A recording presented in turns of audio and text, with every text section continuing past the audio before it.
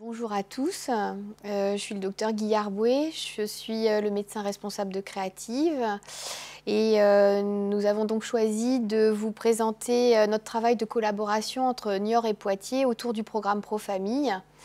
Avec quelques chiffres qui englobent en fait le travail des équipes qui font Pro-Famille en Nouvelle-Aquitaine, c'est-à-dire le cluster Pro-Famille Nouvelle-Aquitaine. Quelques généralités sur Pro-Famille. Pro-Famille, c'est un programme psychoéducatif qui s'adresse à toutes les familles qui ont un proche qui souffre de schizophrénie ou de troubles schizoaffectifs. C'est un programme qui allie deux principes de thérapie cognitivo-comportementale, à la fois de l'information sur la maladie, sur les traitements, sur sa prise en charge, mais aussi l'apprentissage de techniques pour mieux savoir faire face à cette maladie. Ces techniques, ça concerne la gestion du stress, le renforcement des habiletés de communication, l'entraînement à la résolution de problèmes. C'est un programme qui a une certaine ancienneté, puisqu'il a été créé en 1987 par Hugues Cormier. Il a été ensuite diffusé par des grands noms de la réhabilitation en Europe, tels que Jérôme Favreau ou Guy Deleu, dans les années 90. Et puis, il y a eu une première mise à jour effectuée par Hans Brenner en 99. Dans les années 2000 jusqu'à 2010, c'est l'équipe du docteur Audet à Rouffach qui a retravaillé le programme, fait des mises à jour pour arriver à un programme très complet avec un premier module sur 14 séances. Et actuellement, on est avec la version V3.3 qui date de 2017. Donc, de nombreux centres proposent le programme Pro-Famille dans la francophonie et notamment une soixantaine de centres en France. On voit bien sur cette carte donc, que Angoulême, Niort, Poitiers sont représentés dans l'ancienne région Poitou-Charentes. Et puis pour Limoges, c'est l'ancienne région Limousin.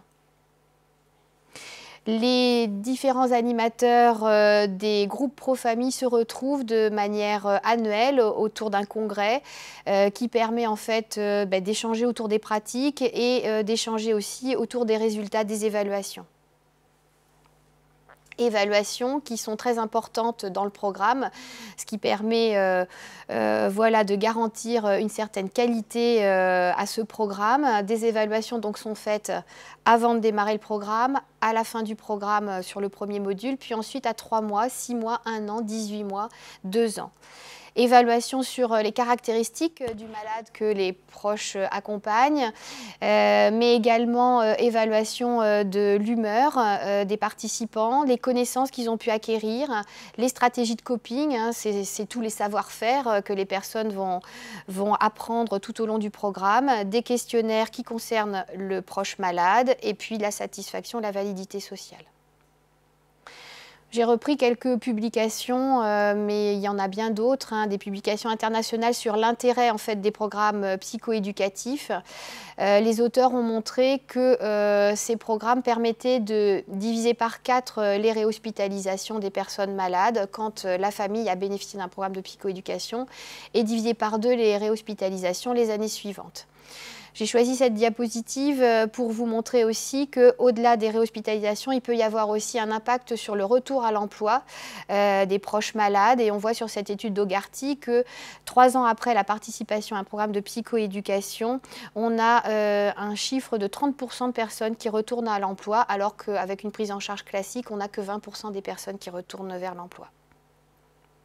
Et Pro-Famille a démontré, au-delà des réhospitalisations, du retour vers l'emploi, également un impact sur les tentatives de suicide. On divise par 2 le nombre de tentatives de suicide des proches malades quand la famille a bénéficié d'un programme psychoéducatif tel que Pro-Famille 1 an après la participation au programme. Alors la structure de Pro-Famille, c'est un programme avec de nombreuses séances comme vous le voyez. Il y a d'abord un premier module de 14 séances hebdomadaires à raison d'1 fois par semaine, 4 heures avec une pause intégrée. Et ensuite le deuxième module avec des séances à 3 mois, 6 mois, 1 an, 18 mois et 2 ans. Il y a également prévu dans le programme des séances sans les animateurs. Les participants doivent se réunir sans les animateurs avec un thème de séance. Et puis, lorsqu'ils ont fini le premier module, il y a des cahiers de révision individuels, mensuels, à renvoyer aux animateurs pendant toute l'année qui suit la participation au premier module. L'efficacité est démontrée lorsque les participants réalisent l'intégralité des séances et font également les cahiers de révision. Vous avez là le déroulé des séances du premier module. Donc vous voyez une première grande partie sur l'éducation à la maladie, l'information sur la maladie, les traitements, les prises en charge. Ensuite, une partie sur développer les habiletés de communication, les habiletés relationnelles. Ensuite, une grosse partie sur la gestion des émotions. Et la capacité à développer en fait des pensées plus adaptées.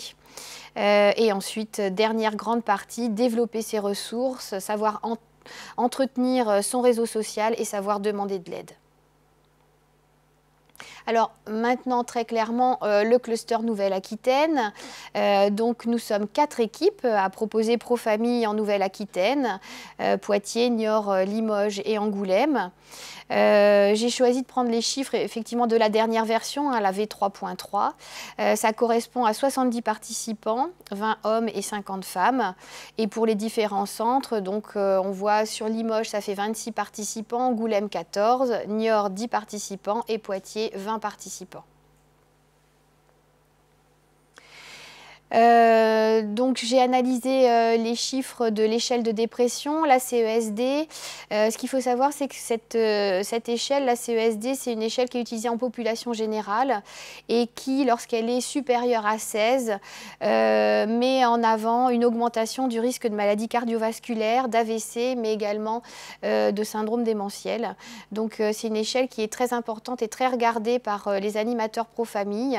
On a d'ailleurs un code couleur. Lorsque la CESD est inférieure à 16, le participant apparaît en vert. Quand la CESD est supérieure à 16, le participant apparaît en rouge. Donc c'est très motivant pour les animateurs de voir l'évolution de la CESD chez les participants qu'ils accompagnent. Donc au niveau du cluster Nouvelle-Aquitaine, à l'initiale, on a 23% des participants qui ont une CESD supérieure à 16, donc avec un fort risque de dépression. Et à la fin du programme, on a seulement 10% des participants qui ont une CESD supérieure à 16. Donc on voit une amélioration chez 57% des personnes déprimées au départ.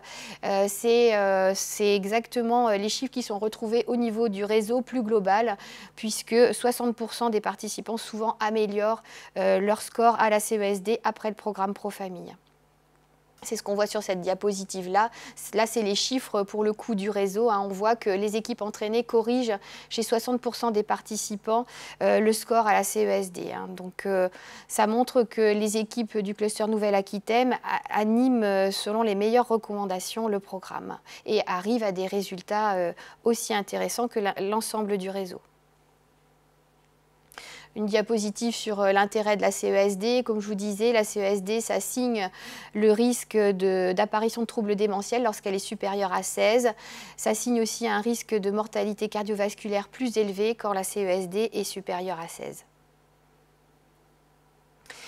J'ai analysé aussi les chiffres sur les stratégies de coping. Alors là, pour le coup, c'est une échelle qui s'appelle la LSP.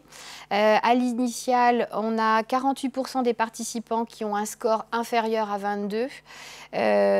L'objectif, c'est d'avoir un score le plus bas possible. Pour le coup, c'est l'inverse de la CESD, il faut pas confondre. Donc on a 48% des participants qui ont un score inférieur à 22 avant de participer à Pro-Famille. Et au final, 60% des participants ont un score inférieur à 22, ce qui correspond aussi aux chiffres qu'on retrouve dans les équipes du réseau qui ont à peu près 2/3 de participants qui ont un score inférieur à 22 à l'échelle de coping. Concernant les réhospitalisations, donc des proches malades, à 12 mois, on a 53% de réhospitalisation, à 24 mois, 47% de réhospitalisation. C'est des chiffres que j'ai trouvés assez élevés, mais on voit très bien une courbe descendante au fil des mois, au fil des années, quand les participants ont pu bénéficier de Profamille. Sur les tentatives de suicide, on est également sur une courbe descendante, puisqu'on passe de 9% à 8% à 2 ans.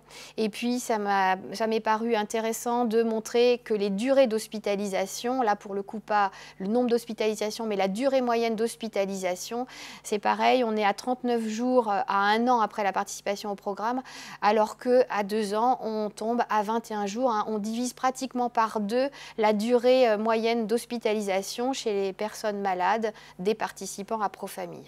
Donc, je suis Nathalie Albert, infirmière, et je participe à la co-animation du programme Profamille sur Poitiers à l'unité créative avec le docteur Guillard. Et je vais vous présenter l'historique de l'animation de ce programme sur Poitiers. Donc, il a commencé en 2011 et à ce jour, nous avons animé 17 groupes, soit plus de 200 participants, c'est-à-dire 2 groupes par an, hein, au printemps et à l'automne, les mardis après-midi.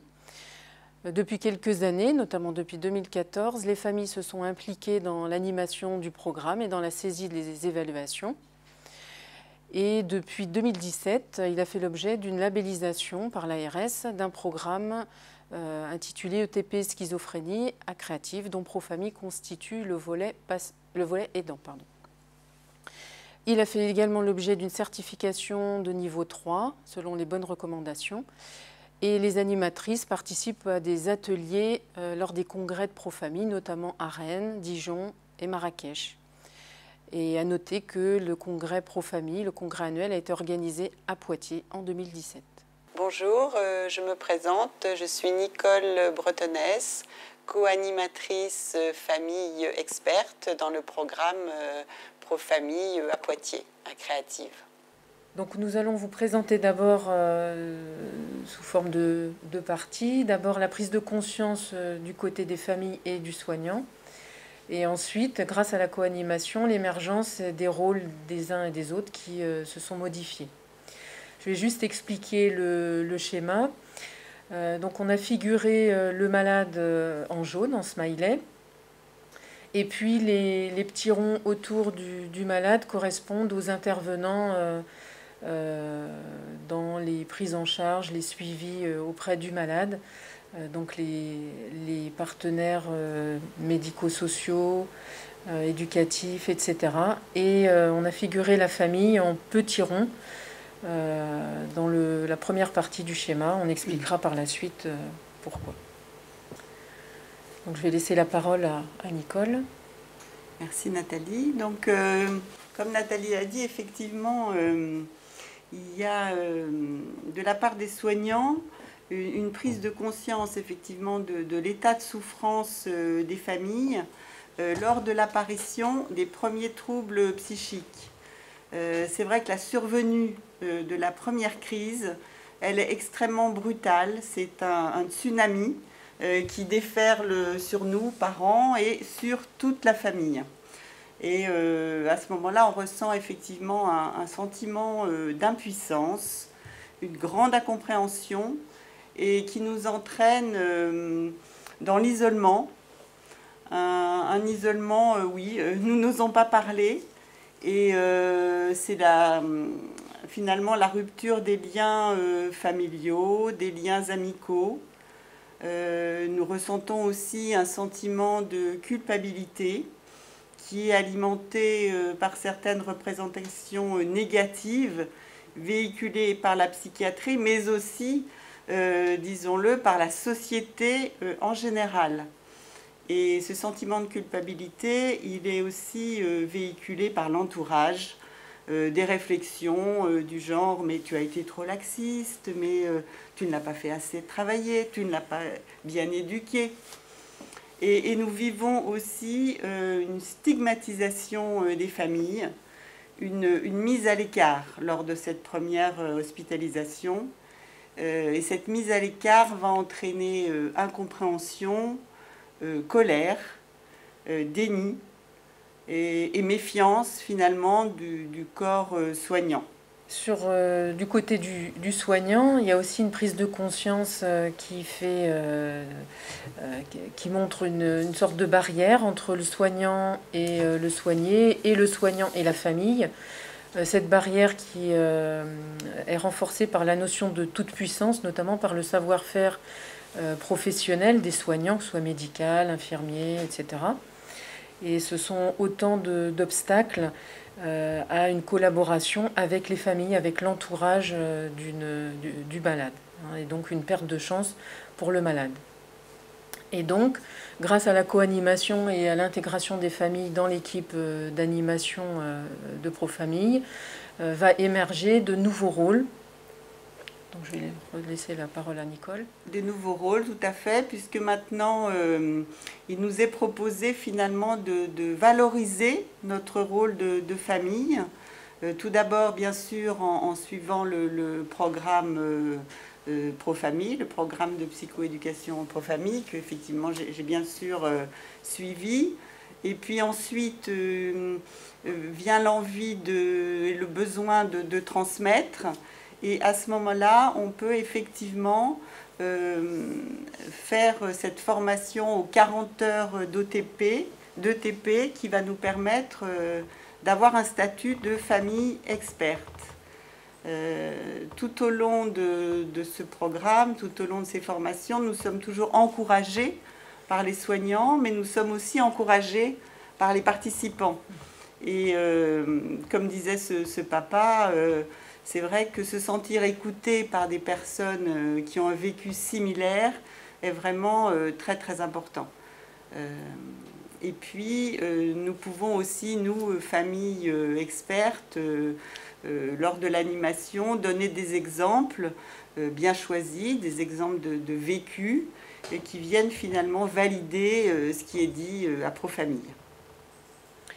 Du côté du soignant, cette rencontre avec les familles au sein de l'équipe d'animation du programme fait l'objet d'une nouvelle position soignante qui est basée sur l'ouverture à l'autre et le respect du savoir expérientiel que les familles animatrices nous révèlent. Donc la co-animation entre les familles et les soignants du programme Profamille, c'est aussi basé sur des valeurs humaines qui sont des leitmotifs du programme, et notamment... Alors, on va commencer par l'empathie. La famille animatrice est en empathie par rapport aux participants, puisqu'elle a effectivement un vécu similaire. Et par exemple, avoir une animatrice dont le proche a un problème d'addiction, mais c'est vraiment une chance pour les participants tout au long du programme. C'est aussi une rencontre entre les familles, les soignants et les participants du programme. La présence d'une famille animatrice facilite l'instauration de la confiance des participants envers toute l'équipe d'animation. La notion de bienveillance, qui est une des valeurs principales du programme, pour éviter que les participants notamment souffrent à nouveau, par rapport à ce qu'ils ont déjà vécu du fait de la maladie. Ensuite, le partage expérientiel de la famille animatrice, comme on l'a dit tout à l'heure, vient soutenir par des exemples concrets, vécus, ce qui est dit dans Profamille. Le non-jugement, c'est-à-dire l'accueil des situations des participants. Une déstigmatisation se met en place grâce à la reconnaissance du rôle des familles. L'alliance et l'écoute, l'alliance déjà entre les soignants et les familles animatrices et l'équipe d'animation et les participants. Et l'écoute, qui constitue une des valeurs principales de cette co-animation, et notamment portée sur la vigilance par rapport au ressenti des participants. Et il existe une considération des familles animatrices par les soignants. Alors, en conclusion, soignants, patients, familles peuvent collaborer. Les familles dans Profamille sont des personnes ressources et c'est une chance pour une personne malade d'avoir un proche qui a suivi Profamille. Et c'est aussi une chance pour le proche, d'avoir une famille qui est famille animatrice. Pourquoi? Parce qu'elle va se sentir, elle va être toujours proche du programme, elle va se tenir au courant des évolutions et va surtout tout le temps pratiquer les exercices. Voilà ce que nous voulions vous dire, cette collaboration entre soignants, patients, famille qui est désormais possible. Bonjour, je me présente, je suis Anaïs Landreau-Delaune, je suis éducatrice spécialisée donc au réseau de réhabilitation à l'hôpital de Niort. J'anime le programme Pro-Famille auprès de Gaëlle Vessier, qui est infirmière, auprès également de Joséphine Caron, qui est psychologue spécialisée en neuropsychologie, auprès de Gaëlle Adam, qui est assistante sociale, et de Claude Baron, qui est aide-soignant. Donc à l'origine, en fait, sous l'impulsion d'un médecin déjà formé au programme Pro-Famille, donc nous avons participé au congrès Pro-Famille en 2015. Intéressés donc par l'importance de ce programme pour les familles et voyant son efficacité autant sur les participants que sur le proche malade, des professionnels ont bénéficié d'une formation à Poitiers voilà, pour pouvoir donc mettre en œuvre le programme Pro-Famille au sein du réseau de réhabilitation. Donc, cette formation auprès de l'équipe de Poitiers a permis donc de débuter une première session en 2016. Et puis depuis, il y a une session chaque année qui se déroule. Et en 2018, nous avons eu la certification niveau 3 par le biais du réseau Pro-Famille. Donc ce qu'on voulait évoquer, c'est le lien aussi très important avec l'UNAFAM 79 qui amène vraiment une réelle dynamique dans l'animation de Pro-Famille et qui conduit à une co-construction vraiment très enrichissante. Donc nous faisons avec les bénévoles de l'UNAFAM 79 qui ont participé à un moment donné à Pro-Famille. Donc nous faisons des interventions auprès des professionnels de la psychiatrie par le biais de la formation continue, notamment sur un module prise en charge des familles. Ça permet vraiment de renforcer l'importance de la prise en considération de la famille, de son vécu et surtout de son expertise de la maladie et du proche malade. Ça amène aussi une autre lecture du programme Pro-Famille et sur son impact dans la vie quotidienne. Nous faisons aussi une présentation du programme Pro-Famille aux professionnels de la psychiatrie, notamment lors de la mise en place d'une nouvelle session, qui apporte vraiment un autre regard aussi sur la famille. Nous menons aussi une réunion d'information aux familles qui portent un intérêt au programme Pro-Famille et qui veulent débuter une session. Par le biais notamment, donc les bénévoles de l'UNAFAM apportent un témoignage, voilà, ce qui peut permettre vraiment d'atténuer les craintes, d'interroger aussi l'engagement de la participation à Pro-Famille, d'aborder aussi les contraintes et les avantages de ce programme. Les échanges aussi permettent vraiment de montrer l'impact concret et réel du programme sur notamment la gestion de la maladie au quotidien et sur la relation entretenue avec le proche malade. C'est aussi fondamentalement de la paire-aidance qui permet vraiment à chacun de se sentir moins seul, donc face à une situation difficile, de pouvoir aussi identifier et de partager un savoir expérientiel et ainsi de venir vraiment questionner la question de la culpabilité des familles. Donc face vraiment à l'intérêt vraiment de ce partenariat avec les bénévoles de l'UNAFAM, face aussi à l'expérience de Poitiers, voilà, nous on a vraiment l'envie et le désir de pouvoir un jour co-animer des sessions Pro-Famille avec des familles de proches malades. Par rapport à l'animation de Pro-Famille Niort, nous avons mis en place une organisation donc, qui est peut-être particulière. Donc, il y a à chaque session en fait, des témoins silencieux qui vont devenir animateurs ensuite des sessions suivantes. Donc, il y a donc un roulement de 4 animateurs pour chaque session qui permet vraiment de diminuer du temps individuel, qui permet vraiment un maintien de mission de chacun au sein de son service. Ça permet aussi vraiment une stabilité des séances. Donc, il y a un système d'astreinte. S'il y a un empêchement de dernière minute, il y aura toujours quelqu'un qui viendra animer la séance. Et puis, ça libère aussi du temps pour les tâches administratives, notamment toutes les évaluations que demande le programme Pro-Famille. Donc, à l'origine du cluster Nouvelle-Aquitaine, c'est la collaboration Niort-Poitiers qui existe depuis maintenant 2015, depuis qu'on a formé l'équipe de Niort, mais également au travers de rencontres et puis de partage de valeurs communes autour de la réhabilitation. Il faut aussi noter la proximité géographique des deux villes qui favorise cette collaboration et qui nous permet donc de nous rencontrer 2 fois l'année, une fois à Niort, une fois à Poitiers. Les équipes sont toujours en lien au travers des échanges téléphoniques ou de mails. Et je laisse la parole à Anaïs pour un petit peu expliquer le contenu de nos rencontres. Donc, nos rencontres s'appuient sur des échanges de pratiques. Notamment, on échange sur les techniques d'animation des différentes séances, notamment. En plus donc, du congrès Pro-Famille. Donc là, ça permet vraiment d'avoir des exemples un peu plus concrets. Voilà, on échange autour des évaluations et des résultats, notamment des évaluations de chaque groupe. On peut évoquer également des cas complexes, voilà, et puis on évoque aussi les places, nous, de chacun dans les différents groupes. Et puis, on essaie d'harmoniser nos outils de communication et de recrutement pour pouvoir faire des nouvelles sessions. Et puis une petite citation pour illustrer ce que représente pour nous cette collaboration, ce travail d'équipe entre les deux villes. Et puis on vous remercie pour votre attention.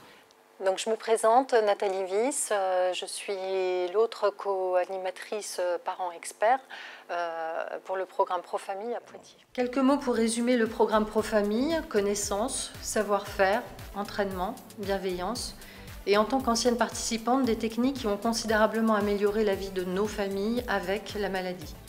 Des techniques que nous avons le plaisir de contribuer à transmettre à d'autres familles avec l'équipe du Créative. À Créative, les soignants nous donnent leur confiance, leur soutien. Une véritable alliance soignant-famille existe, sans jugement. Une déstigmatisation se met en place avec la reconnaissance du rôle des familles. Nous sommes en empathie avec les participants. Ils nous font confiance à leur tour. Et notre partage expérientiel vient également soutenir ce qui est dit dans Pro-Famille.